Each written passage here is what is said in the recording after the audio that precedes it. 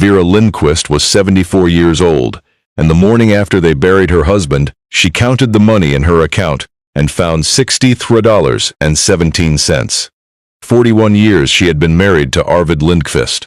41 years she had washed his shirts, kept his books, and gone to sleep beside a man who came home smelling of formaldehyde and cedar and said almost nothing about his day. She had spent most of those years believing he was a cold man. She was about to learn she had been wrong about everything. But before the money, before the ledger, before the men in the expensive truck came up the gravel drive with their offer, there was the funeral. Arvid died on a Thursday in March, in the cold gray heart of a South Dakota spring that had not yet decided to become spring. He was 81. His heart simply stopped one afternoon while he was sanding the lid of a pine coffin in the back of the funeral home he had run for 53 years. And when Vera found him, the sandpaper was still in his hand and the wood was still warm where his palm had rested. The doctor said it was quick. Vera believed him because Arvid did everything quietly, and she could not imagine him making a fuss even about his own dying. The town was called Ostrander, and it sat on the high flat plains of the northern part of the state, where the wind never fully stopped, and the grain elevators stood like gray sentinels over streets that had been emptying out for 40 years. Once there had been 2,000 people in Ostrander. Now there were maybe 400, and most of them were old. The young ones left for Sioux Falls and Rapid City and the oil fields up north, and the ones who stayed grew older every year, and one by one they came to Arvid Lindquist, or rather their families brought them, and Arvid laid them to rest. He was the only undertaker for 60 miles in any direction. He had buried half the town. When he died, there was a real and frightening question of who would bury him.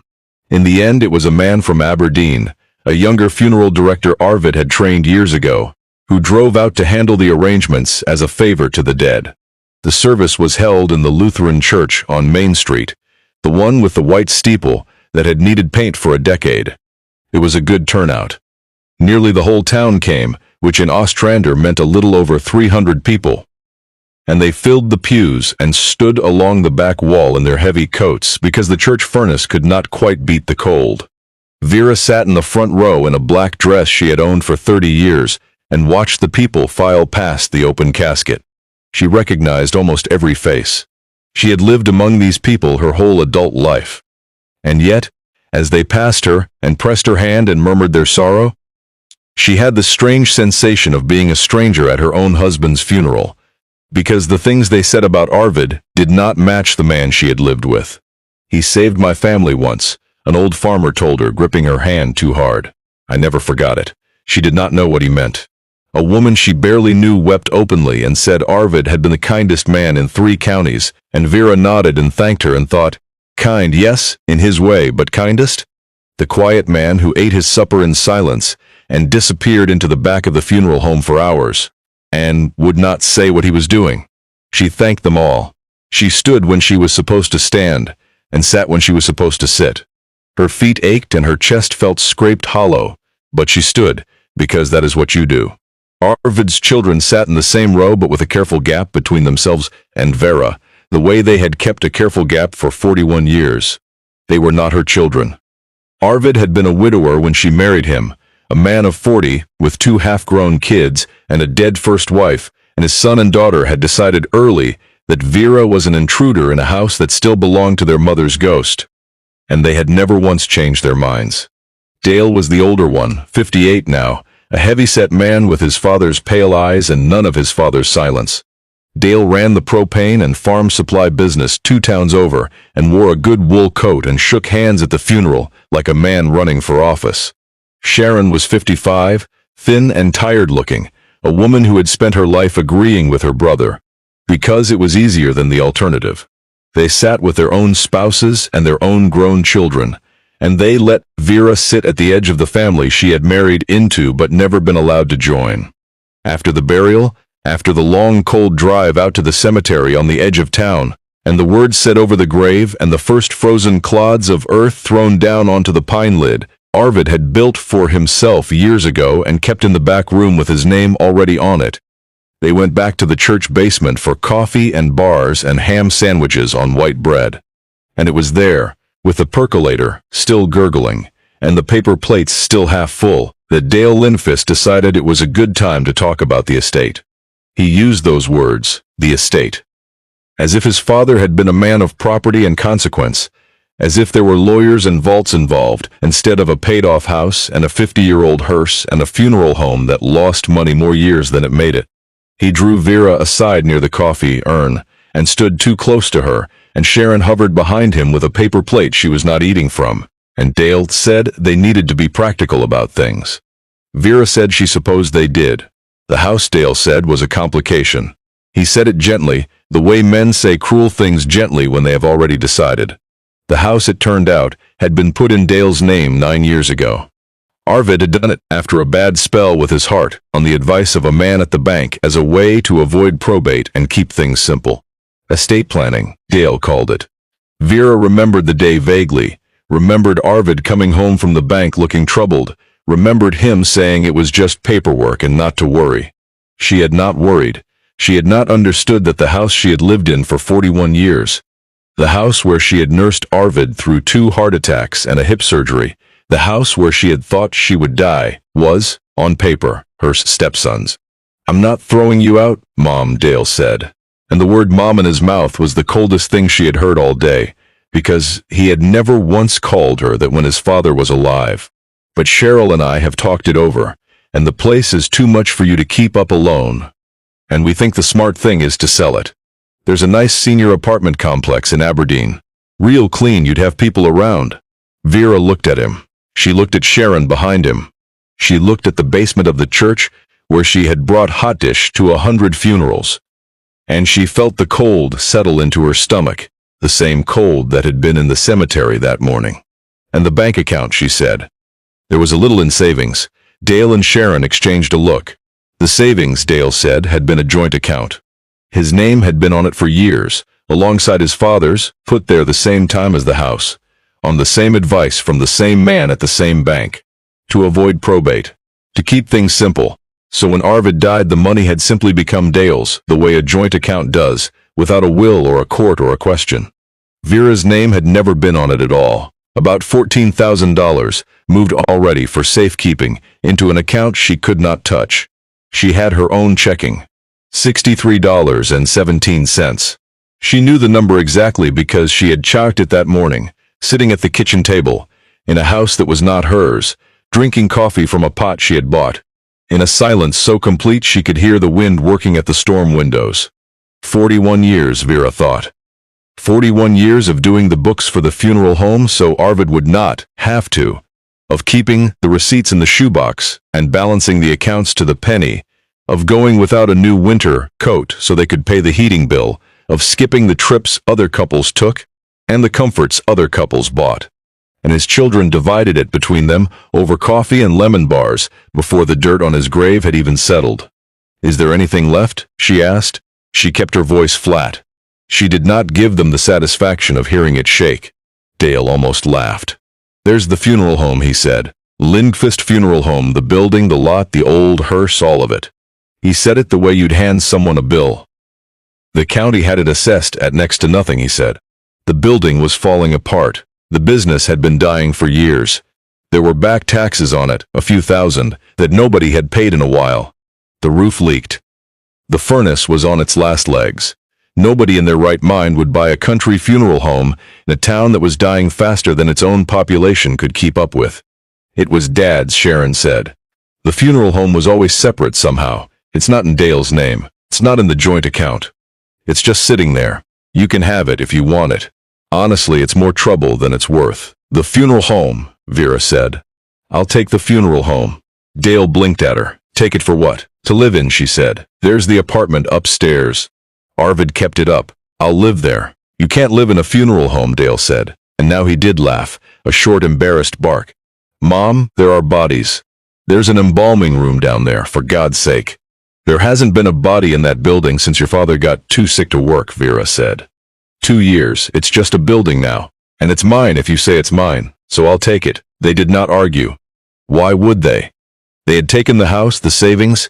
The Hearse Dale could sell for scrap, and the only thing they were giving up was a debt-laden ruin nobody wanted, A building that leaked and sagged and smelled of old chemicals and was assessed by the county at a value barely above zero.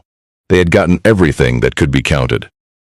The funeral home was the joke at the bottom of the box. The thing you give the widow so you can tell yourself you gave her something.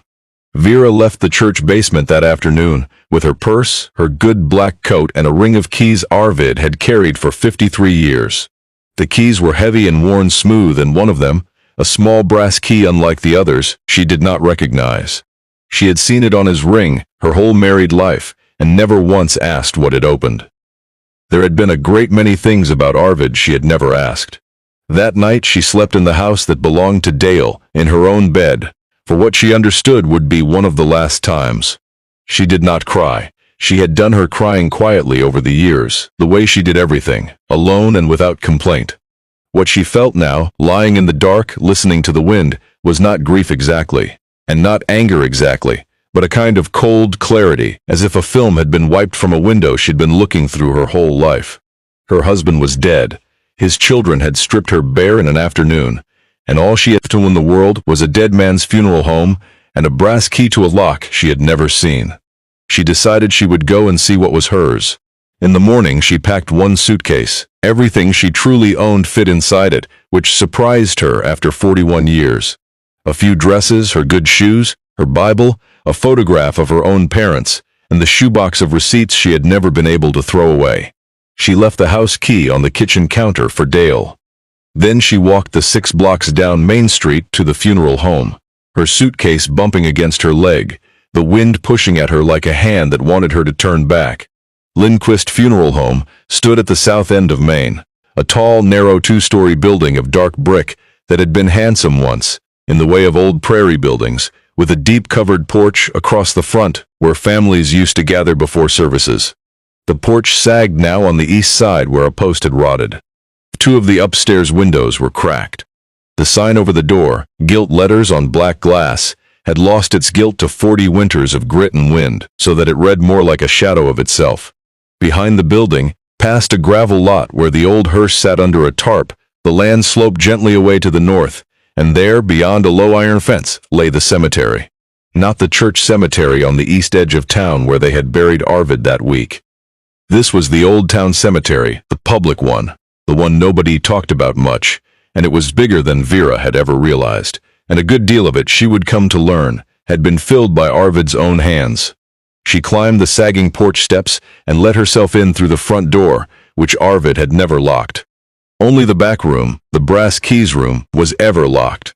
The front he left open, always. Because he had told her once in one of his rare unguarded moments, grief does not keep business hours, and a person who needs to sit a while with the dead should never find the door barred. Inside, the air was cold and still, and smelled of dust and dried flowers, and underneath it all, faint and chemical, the ghost of the work that had been done there for half a century. The front parlor still held its rows of folding chairs, its lectern, its faded velvet curtains. A guest book lay open on a stand by the door, the last signatures 2 years old. Vera walked through the rooms slowly, a stranger in a house her husband had lived in, more truly than he had ever lived in their home. She found the staircase to the apartment above and climbed it. 2 small rooms and a kitchen and a bath, all of it clean, all of it spare, a narrow bed with an army blanket folded square at its foot. This was where Arvid had slept, she realized, on the nights he told her he had to stay with a body, the nights she had lain alone and resented him. It looked like the room of a monk. It looked like the room of a man hiding something, or guarding something, and she could not yet tell which. She set her suitcase down on the bare floor. She was 74 years old. She had $63.17 and a brass key and a dead man's secret she did not yet know she was carrying. And for reasons she could not have explained to Dale or Sharon or anyone. Standing in that cold spare room above a funeral home, she felt closer to home than she had felt in the house she'd just left. The first thing she learned was that the building was trying to die. The power was still on, just barely, in Arvid's name. On an account, she would have to scramble to keep current. But the furnace in the basement coughed and shuddered when she tried it, and gave up after an hour, leaving the radiators cold. The water ran rust-brown for a long while before it cleared. There was a slow leak in the roof above the parlor that had stained the plaster the color of wheat tea, and when the wind came hard out of the northwest, which it did most nights, the whole upper floor breathed and creaked like something alive and uneasy. The back taxes, when she found the county notices stacked unopened in a drawer, came to $3,140. She had 63. She spent her first 3 days simply cleaning, because cleaning was a thing she knew how to do, and the rest of it she did not. She swept the floors and washed the windows and beat the dust out of the velvet curtains in the back lot until her arms shook. She found canned goods in the apartment kitchen and a sack of coffee that was still good, and she ate simply and slept poorly and woke each morning to the enormous prairie silence, broken only by wind and the occasional truck out on the highway. On the second day, a woman from the diner across the street, a heavy-set woman named Lorene, who ran the place with her sister, walked over with a foil-covered plate of meatloaf and set it in Vera's hands without quite meeting her eyes. "We were all real sorry about Arvid," she said. "He was something, that man. He was something." And then she left before Vera could ask her what she meant. On the third day, Vera found $300 in cash in the funeral home mailbox, folded in a sheet of lined paper with no name and no return address. The note was written in a shaky hand. "Arvid carried my brother home from the war and asked for nothing. This is the least I can do. Get the heat on." Vera stood at the mailbox along in the cold, the bills in her fist, reading the note over and over. She did not know who had sent it. She did not ask. But she took the money to the county office that afternoon and put it against the heating account and the worst of the back taxes. And a man at the courthouse, an old man who had known Arvid, quietly waived a late penalty he did not have to waive and told her to take her time on the rest.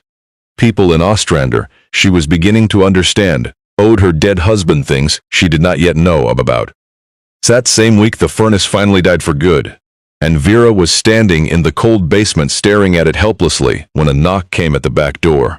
The man on the step was somewhere in his 50s, lean and weathered, with sawdust on his canvas jacket and the careful, unhurried manner of someone who worked with his hands. He took his cap off when she opened the door, which almost made her cry, because no one had taken their cap off to her in a long time. "Mrs. Lindqvist," he said, "my name's Roy Calder. I do carpentry, some plumbing, whatever needs doing. I heard your furnace was out." He looked past her into the dark basement. "Your husband put my father in the ground 22 years ago," he said, "and he never sent us a bill, and when I tried to pay him, he wouldn't take it. So I've come to fix your furnace, and you're not going to pay me either. That's how it works." Vera did not know what to say. She stood aside and let him in. Roy Calder spent the better part of 2 days on that furnace, and when it was done it ran better than it had in years, and he would not take a cent. He fixed the rotten porch post while he was at it, and the cracked upstairs windows, and the slow leak in the parlor roof, and each time Vera tried to thank him or pay him, he only shook his head and said the same thing. "Your husband took care of my family when we had nothing. I'm just keeping the books even." She began to understand that there was a whole ledger of obligations in this town that she had never seen, a vast hidden accounting of kindness given and remembered, and that her husband's name was written all through it. But it was the cemetery, in the end, that gave her the first true glimpse of the man she had been married to. She went out to it on a gray afternoon when the wind had died down to almost nothing, the first still day she could remember.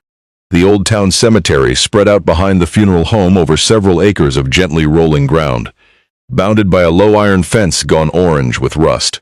The newer part, nearest the building, was tidy and ordinary, the stones upright and the grass cut.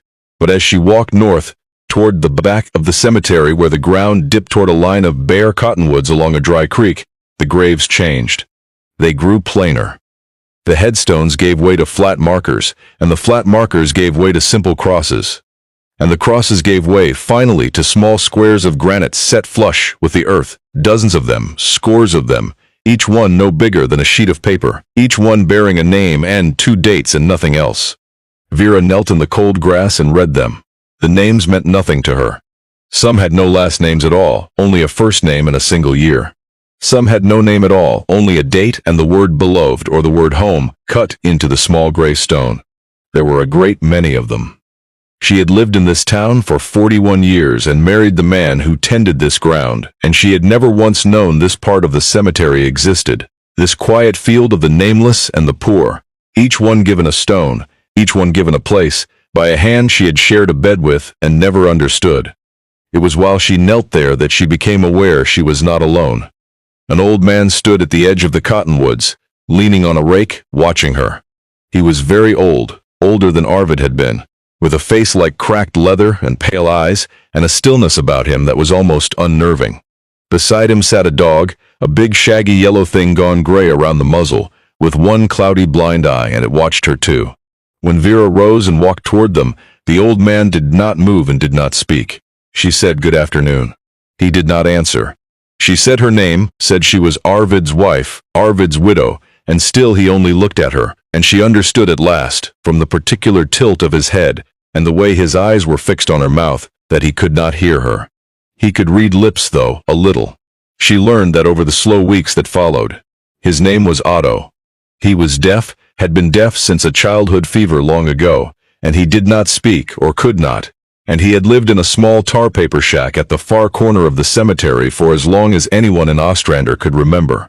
He tended the graves, he cut the grass in summer, and shoveled the paths in winter, and dug the holes when holes needed digging, and he had done it for 50 years, and for 50 years Arvid Lindqvist had paid him, and fed him, and seen to it that the county never came to take him away to a home, because Otto had no family in the world and no place else to go. The dog was Otto's.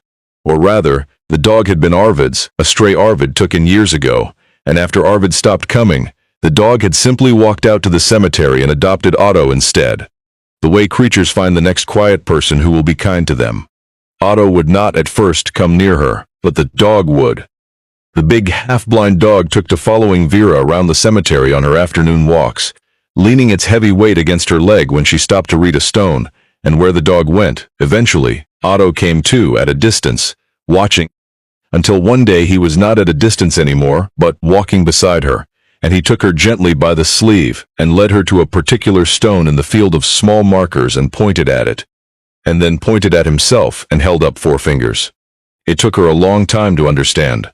4 graves, his wife, and 3 children lost in a single hard winter 50 years before, when Otto had been a young man with nothing, no money to bury them and no church that would take them. And Arvid Lindqvist, then a young undertaker himself, newly come to Ostrander,